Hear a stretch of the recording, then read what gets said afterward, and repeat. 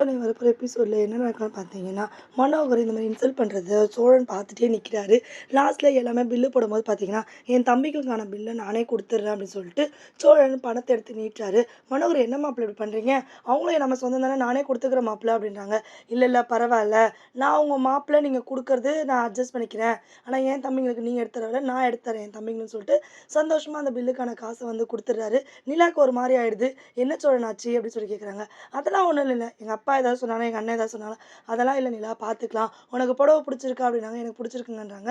பில்லெல்லாம் குடுத்துட்டு வராங்க. என்னோட அண்ணன் கோவமா, இதுங்க ஒண்ணும் இல்லாத பஞ்ச பரதேசிங்க. இதுங்க போயிட்டு நம்மள இவ்ளோ இன்சல்ட் பண்ணுதுங்களேன்னு சொல்லிட்டு ஒரு மாரி ஆயிறாரு. மனோகர் பார்த்துக்கலாம் இருடா. இது எல்லாமே ஒரு பிளான் இருக்கு அப்படின்னு சொல்லிட்டு மனோகர் பேசிட்டு இருக்கிறத பார்த்தீங்கன்னா, பாண்டி கேட்டுறாரு. அப்ப இந்த ரிசப்ஷன வச்சு ஏதோ பண்ண போறாங்கன்ற மட்டும் நமக்கு நல்லா தெரியுது. நம்ம அண்ணன எப்படியாவது வந்து சேவ் பண்ணிக்கணும்னு சொல்லிட்டு பாண்டி மனசுக்குள்ளேயே யோசிச்சு நின்னுட்டு இருக்காரு. ரெஸ்டாரண்ட் போயிட்டு ஏதாவது சாப்பிடலான்னு சொல்லிட்டு அங்க போறாங்க. அப்ப பார்த்தீங்கன்னா, "என்ன வேணாலும் சாப்பிடுங்க உங்களுக்கு புடிச்சத. இந்த ரெஸ்டாரண்ட்ல நீங்க சாப்பிட்டுருக்கவே மாட்டீங்க. அந்த மாதிரியான ஐட்டம்லாம் இருக்குன்றாங்க.